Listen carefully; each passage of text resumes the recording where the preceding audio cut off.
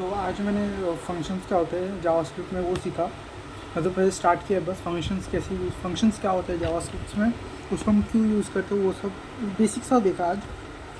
तो फंक्शंस अभी तक मेरी जो अंडरस्टैंडिंग है, देखो जावास्क्रिप्ट ने जावास्क्रिप्ट स्टार्ट क्यों की थी सीखना, ताकि हम अपनी साइट्स को रिस्पॉन्सिव बना सकें, उनमें कोई फंक्शनैलिटी ऐड कर सकें। जैसे HTML और CSS बस एक लुक देता था हमारी वेब पेज को, लेकिन जैसे अगर जो साइड बार होता है उसमें अगर मैं होम होम अबाउट CSS जो सेक्शंस होते हैं उसमें वो CSS और HTML से बन जाता है।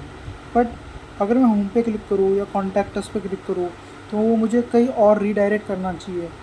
तो ये सब चीज़ों को रेस्पॉन्सिव, तो ये वेबसाइट को रेस्पॉन्सिव बनाता है ये सब चीज़ें फंक्शंस को यूज़ करके। तो ये सब जो इसलिए हम जावास्क्रिप्ट में हमने स्टार्ट की थी सीखना। और अभी तक आज मैंने फंक्शंस का बेसिक स्टार्ट किया एंड इसका बेसिक बता देता हूँ क्या करना रहता है। तो देखो इसका सिंटैक्स देखो, पहले तो हमें फंक्शन लिखना है। फंक्शन आप स्क्रीन पे टेक्स्ट पे लिखा है फंक्शन, फिर उसके बाद मैंने कुछ भी फंक्शन का नाम लिखना है, कुछ भी डाल सकते हैं, फिर 2 ब्रैकेट डालना है और फिर पैरेंथेसिस ब्रैकेट, फिर उसके अंदर हमें अपने फंक्शन को लिखना है कि वो फंक्शन क्या करेगा। जैसे मैंने लिख दिया console.log वेब डेवलपमेंट, क्लोज कर दिया। अब क्या हुआ कि देखो फंक्शन लिखना है, फंक्शन का नाम लिखना है, कुछ भी डाल लो। मैंने फंक्शन प्रिंट इन्फो रखा है, फिर 2 ब्रैकेट डालने हैं पैरेंथेसिस के, फिर उसके बाद अंदर अपने को क्या करवाना है उससे वो लिखना है। एक्टिविटी करवानी है ना कुछ, तो वो लिखना है कर्ली ब्रैकेट के अंदर। उसमें मैंने लिख दिया वेब डेवलपमेंट को प्रिंट करो कंसोल के ऊपर। अब ये कंसोल पे प्रिंट नहीं होगा, इसको कहते हैं फंक्शन को डिफाइन करना कि ये मेरा फंक्शन है, मैं चाहता हूँ वेब डेवलपमेंट प्रिंट हो। अब जब भी मुझे वेब डेवलपमेंट को प्रिंट करवाना है तो मैं हमेशा ये नहीं लिखते बैठूँगा console.log वेब डेवलपमेंट, console.log कुछ भी नाम, फिर console.log हेलो वर्ल्ड, console.log 1 2 3 4। मैं बार बार नहीं करूँगा। मैं क्या करूँगा कि फंक्शन का जो नाम है उसके अंदर मैंने उसकी वैल्यू, फंक्शन का जो नाम है प्रिंट इन्फो, और अंदर मैंने एक्टिविटी स्पेसिफाई कर दी कि console.log ये प्रिंट होना चाहिए। बस एक ही बार लिखूँगा। अब मैं क्या करूँगा, इसको बोलते हैं फंक्शन को डिफाइन करना। अब नेक्स्ट स्टेप आता है फंक्शन को कॉल करना।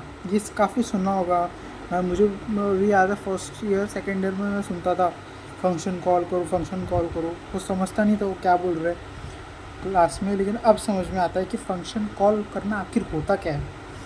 फंक्शन कॉल करना मतलब उस फंक्शन को, जो फंक्शन हमें डिफ़ाइन किया है उसको प्रैक्टिकल यूज़ करना,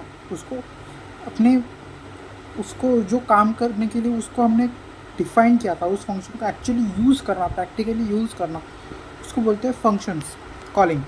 फंक्शन डिफ़ाइन करता है कि ये मेरा फंक्शन है, इसके अंदर जो एक्टिविटी होनी है वो लिख दूंगा console.log। फंक्शन को प्रिंट कॉल कैसे करते हैं, फंक्शन का नाम लिखना है बस।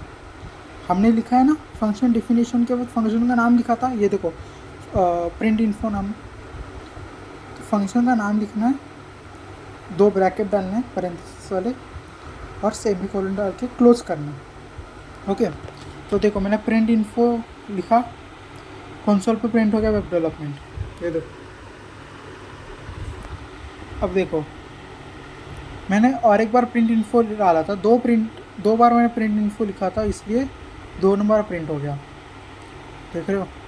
अब देखो, अब मैं और एक बार प्रिंट कर रहा था इसको,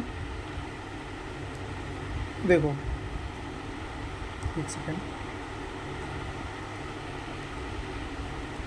अब मैंने और 3 बार इसको लिख दिया, अब ये कंसोल पे प्रिंट हो गया है। तो 5 बार हो गए टोटल। तो ये बेसिक चीज़ है फंक्शन कॉलिंग, फंक्शन डेफिनेशन।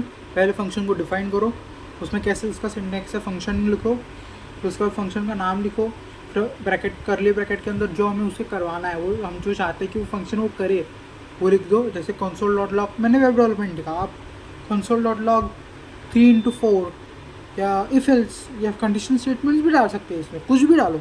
जो आपको अभी तक जो हमने किया है वही करना है। जो एक्टिविटी हमें करवानी है वो डू समथिंग जो रहता है ना, डू समथिंग, वो उसमें डालो।